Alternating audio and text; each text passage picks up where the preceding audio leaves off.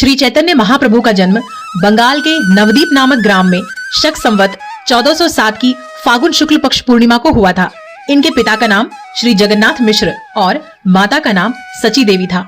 ये भगवान श्री कृष्ण के अनन्य भक्त थे। इन्हें लोग श्री राधा का अवतार मानते हैं। बंगाल के वैष्णव तो इन्हें भगवान का ही अवतार मानते हैं। श्री चैतन्य महाप्रभु विलक्षण प्रतिभा के धनी थे। न्याय शास्त्र में इनको प्रकांड पांडित्य प्राप्त था। कहते हैं कि इन्होंने न्याय शास्त्र पर एक अपूर्व ग्रंथ लिखा था, जिसे देखकर इनके एक मित्र को बड़ी ईर्ष्या हुई, क्योंकि उन्हें भय था कि इनके ग्रंथों के प्रकाश में आने पर उनके द्वारा प्रणीत ग्रंथों का आदर कम हो जाएगा। इस पर श्री चैतन्य महाप्रभु ने अपने ग्रंथों को गंगा जी में बहा दिया।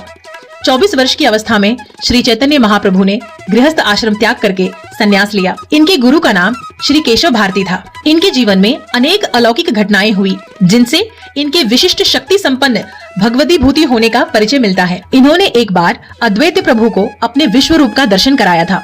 नित्यानंद प्रभु ने इनके नारायण रूप और श्री कृष्ण रूप का दर्शन किया था। इनकी माता सची देवी ने नित्यानंद प्रभु और इनको बलराम और श्री कृष्ण के रूप में देखा था। श्री चैतन्य चरितामृत के अनुसार इन्होंने कई कोढ़ियों और असाध्य रोगों से पीड़ित रोगियों को रोग मुक्त किया था। श्री चैतन्य महाप्रभु के जीवन के अंतिम 6 वर्ष तो राधा भाव में ही बीते। उन दिनों इनके अंदर महाभाव के सारे लक्षण प्रकट हुए थे। जिस समय ये श्री कृष्ण प्रेम में उन्मत्त होकर नृत्य करने लगते थे, लोग देखते ही रह जाते थे। इनकी विलक्षण प्रतिभा और श्री कृष्ण भक्ति का लोगों पर ऐसा प्रभाव पड़ा कि वासुदेव सार्वभौम और प्रकाशानंद सरस्वती जैसे वेदांती भी इनके क्षण मात्र के सत्संग से श्री कृष्ण प्रेमी बन गए। इनके प्रभाव से विरोधी भी इनके भक्त बन गए और जगाई मधाई जैसे दुराचारी भी संत हो गए। इनका प्रधान उद्देश्य भगवान नाम का प्रचार करना और संसार में भगवत भक्ति और शांति की स्थापना करना था।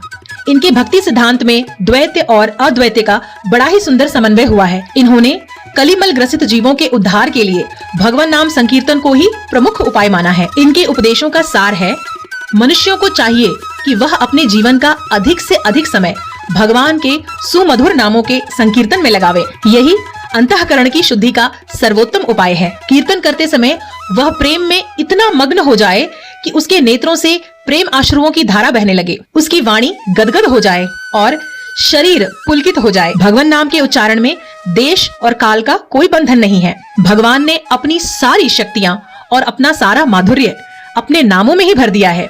यद्यपि भगवान के सभी नाम मधुर और कल्याणकारी हैं, किंतु हरे राम राम राम हरे हरे, हरे कृष्ण कृष्ण कृष्ण हरे हरे, यह महामंत्र सबसे अधिक मधुर और भगवत प्रेम को बढ़ाने वाला है। हरे कृष्ण।